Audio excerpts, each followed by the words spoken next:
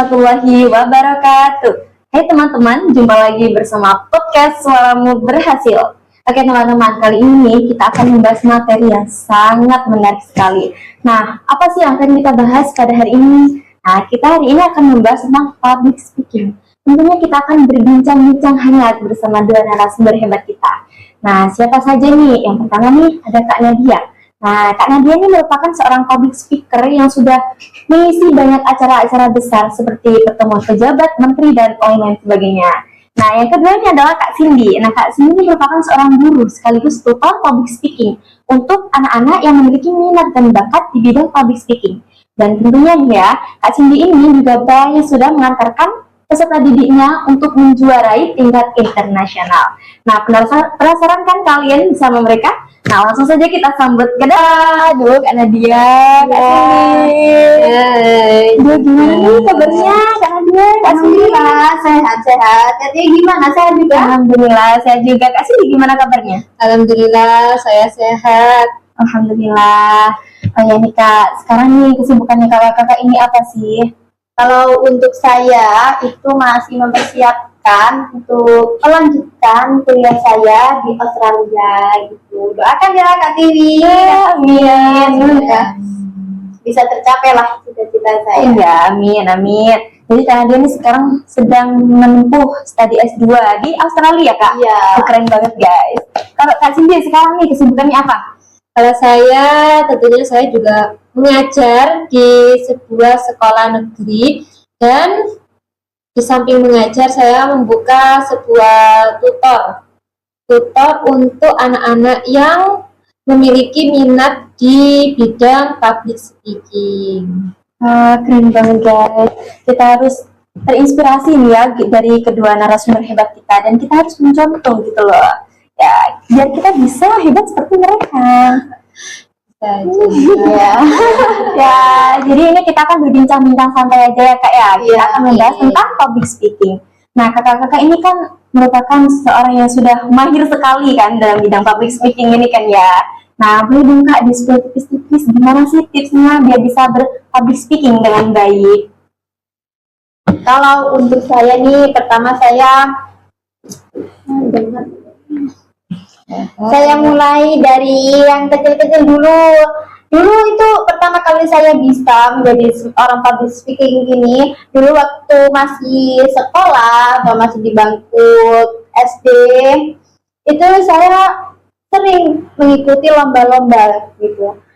Dari situ kita ini akan terbiasa dari pengalaman itu sangat penting loh Kak. Meskipun kayak ada satu perlombaan kita kalah, kita gagal, itu bukan berarti kita ini berhenti di situ saja, tapi itu awal dari kesuksesan kita lah intinya gitu. Jadi sebenarnya semua orang itu bisa ya Kak berpublic speaking ya? Iya, karena public speaking itu bukan siapa orang yang pintar atau siapa yang jago. Saya aja bukan tipe orang yang sangat pintar itu enggak, tapi saya mau mencoba berlatih gimana caranya berbicara di depan umum, bicara di depan orang banyak. Nah, dari berlatih itu nanti kita akan terbiasa dan akan lancar-lancar saja lah kalau berbicara di depan umum gitu. Intinya kita harus terus berlatih dan mencoba.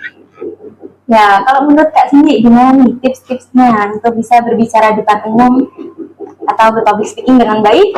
Oke, mungkin ini tips bagi guru yang memiliki binaan tutor seperti saya ya. Nah, hal yang saya ajari dan tekankan kepada anak didik saya, yang pertama itu adalah memotivasi mereka. Memotivasi mereka dan mereka itu mengerti tujuan dari public speaking dari dini itu apa. Nah, sehingga nanti itu mereka bisa memetiknya di masa depan, Mbak Tiwi. Oh iya, jadi ya guys ya, intinya tuh kita tuh harus tetap mengasah kemampuan yang kita miliki ya, biar kita bisa menjadi seperti mereka, ya kan Kak? Iya. Ya untuk Kak Cindy ya, Kak Cindy kan seorang tutor nih ya. Berapa banyak sih Kak siswa-siswa yang sudah banyak menjuarai lomba-lomba public speaking itu? Kalau di saya kan sudah 15 tahun nih memulai membuka tutor. Ya. Nah, alhamdulillahnya dari awal sampai saat ini itu sudah banyak sekali siswa peserta didik saya yang sudah menjuarai bahkan di tingkat internasional. Wah, keren banget. Kalau boleh tahu itu mulai dari jenjang apa aja ya, Kak? Dari jenjang sekolah dasar sampai mahasiswa juga ada. Wah, keren banget. Jadi anak SD itu mulai kelas berapa ya kak yang bisa ikut tutor ke kakak itu mulai Ya. kelas berapa lah intinya? Kalau jenjang SD itu sebenarnya dari saya dan juga teman-teman nih, teman-teman pengelola, saya kan tidak sendirian mengelola tutor ini kan. Nah, itu tidak membatasi.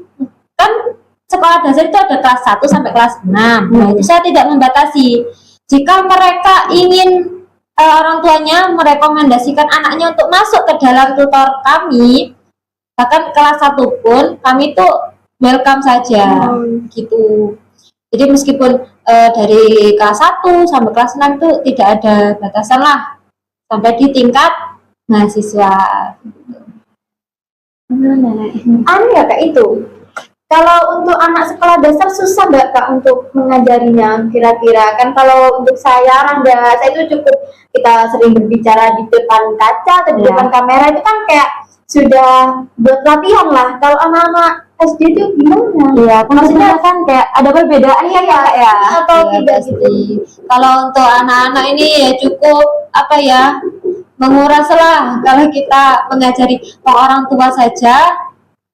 Untuk orang dewasa ini saja ketika berbicara di depan umum saja kan memiliki rasa grogi, cemas, apalagi anak-anak kan, mereka juga pasti memiliki hal yang serupa. Nah, untuk tipsnya itu yang pertama bagi yang saya ajarkan kepada anak-anak itu, satu, ketika nanti kalian memulai berbicara di depan umum ketika mengikuti kejuaraan lomba, nah itu lakukan hal yang membuat kalian merasa senang. Misalnya untuk mengatasi hal cemas, kalian bisa nyanyi nih. Kalau orang Islam, kalian bisa zikir dulu, berdoa dulu. Nah, yang saya dapatkan dari anak-anak ketika sudah melakukan tips tersebut, itu banyak sekali yang berhasil. Mereka menjadi rasanya itu lega, terus lebih tenang untuk menghadapi segerombolan orang-orang banyak di depan mereka. Jadi itu juga salah satu tips buat ngatasin grogi ya, Kak ya? Iya. Jadi kakak itu harus ekstra telaten gitu kan ya buat menghadapi anak-anak itu. Kalau buat Kanadia nih, Kanadia kan seorang public speaker yang sudah sangat besar lah ya. Itu Kak Nadia itu dengan mengisi di acara apa saja sih Kak? Kalau saya itu yang sering dari kampus ke kampus ya. Kalau untuk acara-acara seminar yang apa maksudnya orangnya itu orang-orang penting seperti penjabat, DPR dan lain sebagainya itu mungkin saya nggak sering gitu. Mungkin cuma berapa kali ya saya mengisi itu, 5 atau 4 kali saya mengisi itu. Wah, keren sekali Kak. Iya, Ya keren banget. karena ya itu kalau dari kampus ke kampus kan apa ya sudah sama lah kayak seperti saya di kampus-kampus itu mengasih motivasi untuk mereka, untuk apalagi untuk anak-anak yang di kampus cuma kuliah pulang itu kan apa ya kak, kayak nanti nggak dapat apa-apa kalau kalian nggak mengasah skill dari sekarang gitu. Jadi karena dia ini juga sekaligus jadi motivator ya. Iya benar gitu. Jadi sama sharing-sharing, sama ngasih motivator ke mereka-mereka. Iya. Emang banyak sekali Kak mahasiswa sekarang yang kayak kuliah pulang cuma berangkat pulang udah gitu aja. Iya. Ya banyak sekali memang sekarang. Memang harus dilatih lah mulai sekarang gitu. Gak ada kata terlambat gitu. Kalau mending terlambat lah daripada kita tidak berubah sama sekali gitu Iya, lah. sekali. Iya. Oke, buat teman-teman ya yang mau mencoba, silakan terus mencoba dan jangan takut gagal ya Kak ya. Ya. Mungkin ini ya Kak ya, sekalian sharing lah ya. Iya, sharing Nah, aja lah. di sekolah di tutor kami itu kan pastinya ada anak yang merasa males nih. Nah, males untuk belajar terus menerus. Kan kalau public speaking kan nggak secara instan. bertahap ya Kak Iya, ya? bertahap. Nah, gimana nih menurut Kak Nadia yang sudah banyak sekali yang mengisi Acara-acara acara-acara besar. besar Iya, untuk iya. mengatasi rasa males. Sebenarnya gini, kita itu cukup berarti itu setiap hari minimal 20 jam gitu. Bisa 5 menit 5 menit kita upload dulu, kita upload di YouTube kita pribadi atau TikTok tapi di privasi ininya gitu. Tapi setiap hari mungkin dari benda-benda kecil kayak ini air gunanya diminum.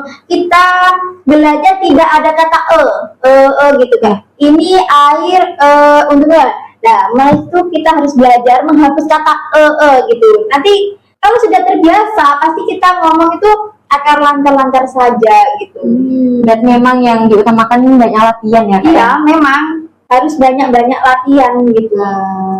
Sebelum berbicara di depan orang banyak, kita harus menguasai materi apa yang ingin kita sampaikan gitu. Jangan sekali. dihafalkan, iya.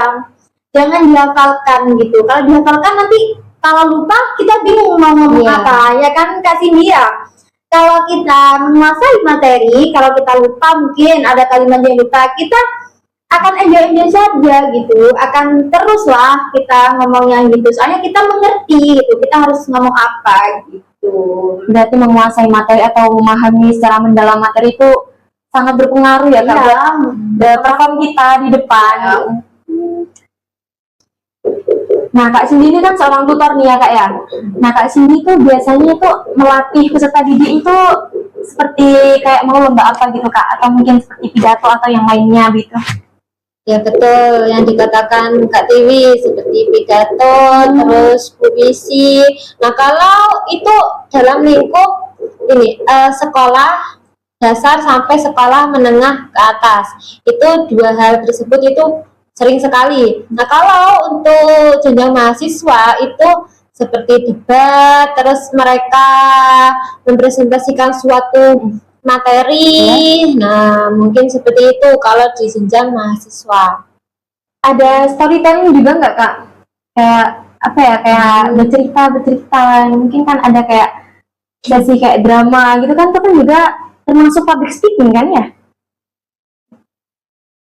Kalau untuk drama di tutor kami itu tidak ada Kak.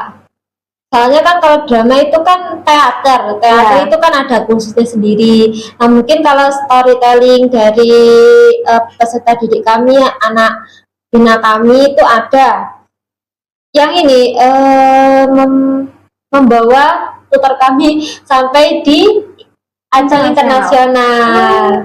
Berarti itu tentang storytelling ya Kak lombanya, yang bisa menjuari di tingkat internasional itu? Bukan Kak, ini anak SMP. Kebetulan anak SMP yang menjuarai di tingkat internasional itu dalam kejuaraan pidato iya. bahasa Inggris Kak. Oh, pidato bahasa Inggris. Iya. Kak, sebelum kalian bisa menjadi seorang yang hebat ini, gimana nih perjalanan kalian mulai dari awal sampai kalian bisa jadi seperti ini? Boleh dimulai dari Kak Nadia dulu? Dulu saya pertama-tama itu melihat seorang motivator gitu Kak, ingin seperti itu, tapi gimana ya caranya gitu. Terus ada sebuah perlombaan dan guru itu membutuhkan seorang siswa untuk mengikuti lomba tersebut. Nah dari situ aku maulah mencoba gitu.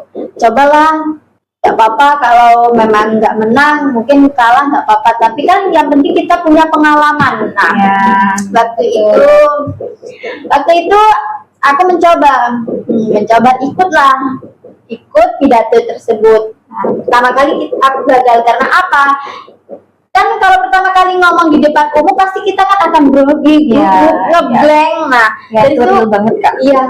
Terus itu masih belum bisa menguasai gimana caranya aku ini berbicara di depan umum, bagaimana caranya mengatasi kalau grogi, kalau ada salah kata, salah ucap itu gimana, itu kan bisa mengurangi nilai-nilai gitu, nilai untuk menjuarai lomba pidato tersebut.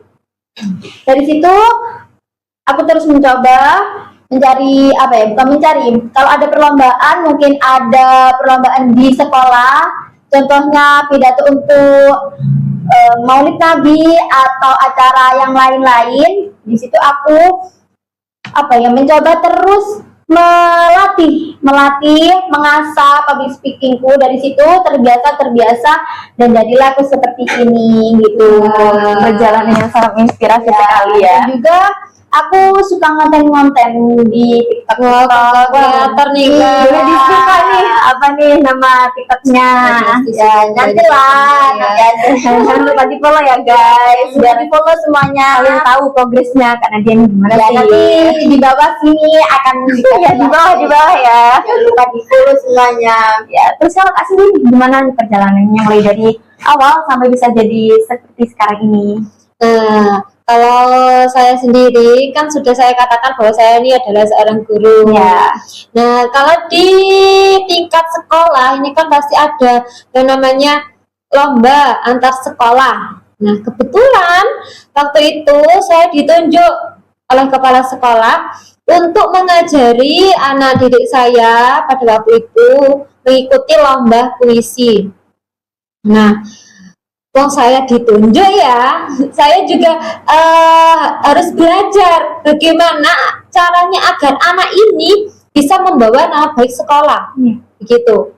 Ini awal saya terinspirasi untuk membuka tutor. Nah, ketika anak tersebut membuahkan hasil, sudah menjuarai di tingkatan sekolah, saya merasa, wah, ini ada peluang nih. Kalau antar sekolah aja menang, bisa nih kalau antar nasional, antar internasional. Dan saya juga berpikiran kalau anak SD saja membutuhkan latihan untuk public speaking, anak SMP, SMK, bahkan mahasiswa juga pastinya butuh yang namanya tutor agar mereka bisa berbicara secara luas di depan umum. Nah, sehingga menjadikan saya seperti ini usahanya, membuka tutor yang alhamdulillah sudah membuahkan hasil. Anak-anak didik saya sudah menjuarai beberapa perlombaan internasional. Hebat sekali guys. Kan ini ya kakak-kakak tadi kan dalam ceritanya itu kayak menceritakan bahwa kakak-kakak ini belajar sendiri untuk bisa berpublic speaking dengan baik, atau mungkin ada juga salah-salah kakak-kakak ini kayak mengikuti tutor semacam tutor seperti itu. Iya. Ada Kak? Adalah aku biasanya suka lihat-lihat di YouTube atau di TikTok. Seorang motivator itu gimana sih cara bicaranya gitu, dari gerakan tubuh. Itu penting loh, gerakan tubuh itu bisa menarik audiens untuk melihat kita gitu. Jadi kalau kita berbicara di depan umum, usahakan itu kita jangan diam gini saja gitu. Itu membuat orang-orang itu tidak tertarik gitu. Dan saat kita berbicara, usahakan ada penekanan di inti-intinya gitu. Jadi orang-orang tuh lebih fokus kepada kita gitu. Oh, jadi gerakan tubuh itu juga merupakan bagian penting ya Kak dalam public speaking. Iya, sangat penting banget gerakan tubuh itu. Karena kalau kita nggak ada gerakan tubuh, itu nggak ada yang menarik dari kita gitu. Orang-orang nggak akan melihat mana sih sisi yang penting, mana sisi yang tidak penting. Jadi mungkin lewat engagement juga bisa, gitu. Jadi mungkin lewat gerakan tubuh itu juga bisa memperlihatkan kita kalau kita enjoy di depan. Iya. Bisa mengurangi rasa grogi kita. Ya, itu memang gerakan tubuh itu buat mengatasi kalau kita ini grogi gitu. Bisa mengurangi rasa grogi kita gitu. Saat yang menggunakan gerakan tubuh gitu. Ya, kalau Kak Cindy nih gimana? Apa Kak Cindy juga mengikuti tutor-tutor seperti itu, seperti kayak les public speaking gitu dulunya?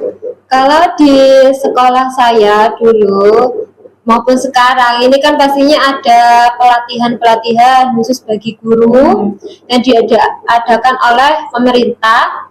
Nah, waktu itu saya mengikuti pelatihan agar menjadi percaya diri di depan anak-anak juga, di depan orang umum.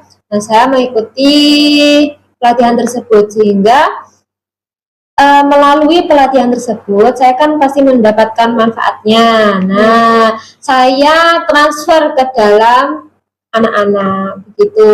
Itu awal mula mengikuti pelatihan-pelatihan. Wah, keren banget perjalanan mereka ini ya guys. Podcast Suaramu Berhasil ini tuh mempunyai segmen nanya dong kak. Jadi kita tuh menampung pertanyaan dari teman-teman di luar sana. Oh ya, boleh Ya, jadi sebelum kita melakukan sesi podcast di sini tuh, saya sudah mengumumkan di sosial media Suaramu Berhasil ini bahwa kita menampung pertanyaan-pertanyaan mereka. Ya, langsung saya bacakan ya kak pertanyaannya. boleh. Ini ada pertanyaan dari Kak Khoir, mahasiswa. Nah, jadi Kak Khoir ini bertanya, bagaimana sih Kak caranya mengatasi grogi saat presentasi? Silakan, siapa saja jawab, karena dia dulu. Ya, Boleh. Cara mengatasi grogi saat apa itu? Presentasi ya? Presentasi.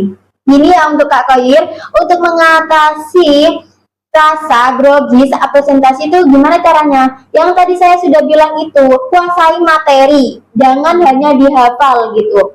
Mungkin dihafal itu juga perlu ya, tapi yang paling penting yaitu kita harus menguasai materi. Jadi ketika kita lupa di depan itu, kita ini nggak bingung mau ngomong apa gitu. Kalau dihafal kan cuma hafalnya itu saja, tapi kalau kita menguasai materi pasti kita tahu ada apa saja di dalam materi itu gitu.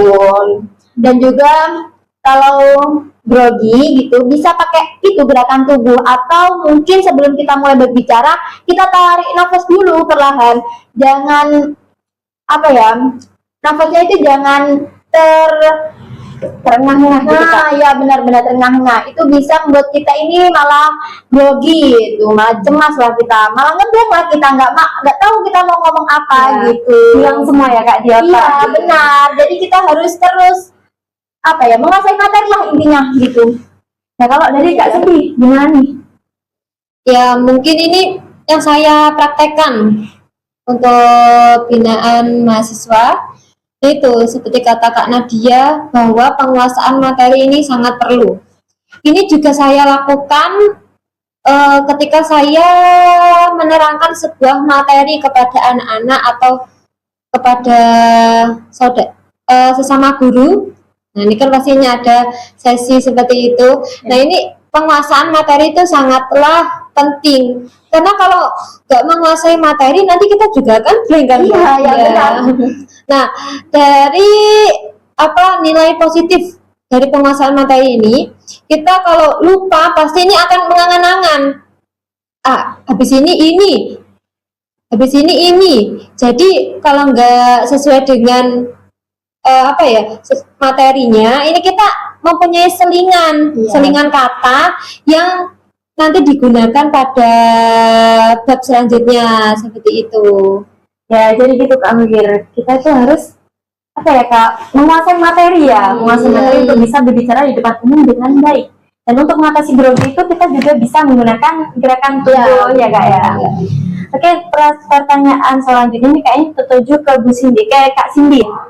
Saya memiliki murid yang akan melakukan lomba pidato tingkat nasional.